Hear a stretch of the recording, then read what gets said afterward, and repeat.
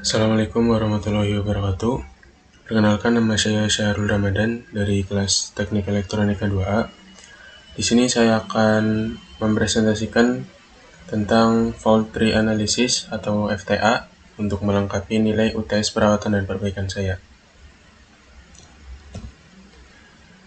Fault Tree Analysis atau FTA adalah standar metode atau teknik yang digunakan untuk mengidentifikasi resiko yang berperan terhadap terjadinya suatu kegagalan.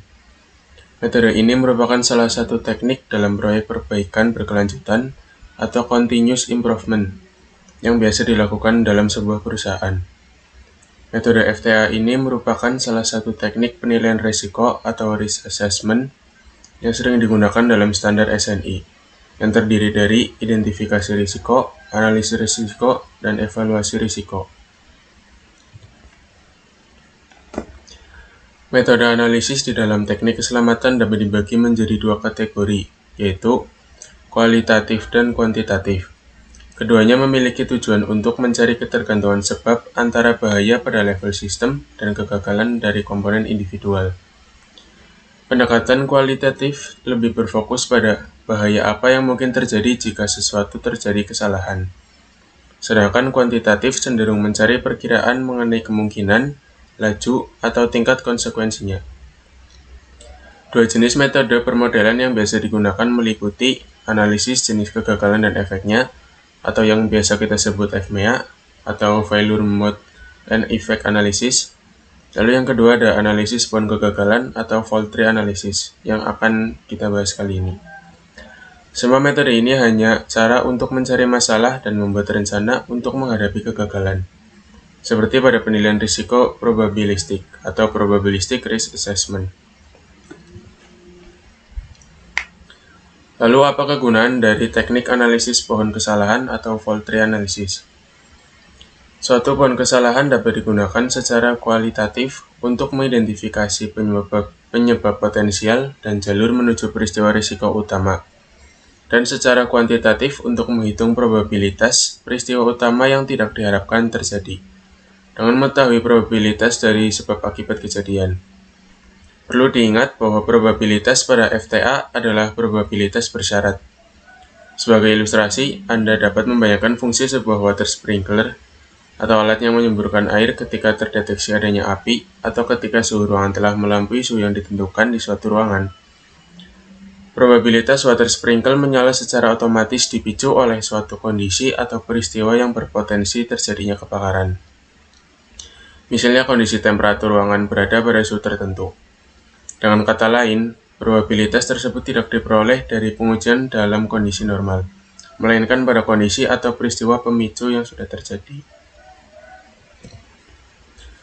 Fault Tree Analysis atau FTA termasuk dalam kelompok manajemen risiko atau risk management, bersama dengan metode lain yang sejenis seperti FMEA, PDPC, Rate Log, dan Risk Assessment. Dalam dunia perusahaan industri, seorang engineer biasanya sudah akrab dengan istilah FTA, terutama bagi engineer yang pekerjaannya berkutat pada penyelesaian permasalahan. Fungsinya adalah untuk mengetahui akar permasalahan teknis yang dihadapi secara lebih efektif. Tujuan dari penggunaan metode FTA ini sendiri diantaranya, yang pertama, dapat menentukan faktor penyebab yang kemungkinan besar menimbulkan kegagalan. Kedua, menemukan tahapan kejadian yang kemungkinan besar sebagai penyebab kegagalan. Ketiga, menganalisa kemungkinan sumber-sumber resiko sebelum kegagalan timbul atau terjadi. Lalu yang terakhir adalah menginvestigasi suatu kegagalan. Penggunaan FTA sendiri tentu saja memiliki kelebihan dan kekurangannya masing-masing.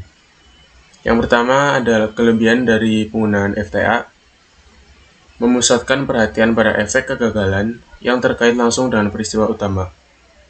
Lalu menganalisis sistem dengan banyak antarmuka dan interaksi. Yang terakhir adalah mengidentifikasi jalur kegagalan sederhana di dalam sistem yang sangat kompleks. Lalu untuk kekurangan dari penggunaan FTA sendiri, yang pertama adalah hanya mengenal dua keadaan saja, yaitu berhasil ataupun gagal. Yang kedua, tidak memungkinkan untuk mengikutsertakan efek domino pada setiap penyebab peristiwa risiko utama.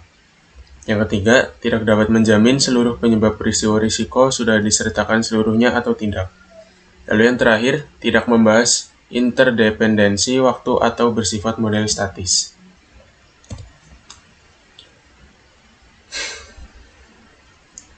Lalu untuk memulai sebuah fault tree analysis, tentu saja ada sebuah prosedur-prosedur atau pendekatan yang biasa digunakan. Prosedur dan pendekatan untuk menggunakan FTA sebagai alat untuk menganalisis dan mengevaluasi jalur kesalahan kurang lebih sebagai berikut. Langkah awal yang digunakan yaitu mengidentifikasi kejadian-kejadian utama yang mungkin akan ditentukan untuk dianalisis dan dicari penyebabnya. Hasil dari pengawasan manajemen dan analisis pohon risiko juga dapat digunakan untuk mengidentifikasi kejadian yang tidak diinginkan. Lalu langkah selanjutnya, tambahkan kondisi atau kejadian yang dapat berkontribusi atau mengakibatkan kejadian di atas. Lalu langkah ketiga, tetapkan logic gate atau gerbang logika sesuai dengan gabungan peristiwa yang menunjukkan apakah kedua peristiwa terjadi pada waktu dan tempat yang sama, N, atau kejadian yang mungkin terjadi, OR. Pergerakan ke cabang pada fault tree menunjukkan efek. Lalu langkah yang keempat, lanjutkan dengan mengidentifikasi peristiwa-peristiwa yang berkontribusi dan menetapkan simbol-simbol logika untuk menghubungkan peristiwa-peristiwa yang mungkin menjadi penyebab. Ketika beberapa kondisi terjadi pada serangkaian peristiwa, sejumlah peristiwa-peristiwa penting yang dapat menyebabkan kecelakaan dapat ditempatkan pada pohon. Lalu langkah yang terakhir adalah menentukan probabilitas kemungkinan bahwa setiap peristiwa yang terjadi dengan memikirkan kemungkinan berdasarkan probabilitas dari setiap pasangan peristiwa yang berkontribusi.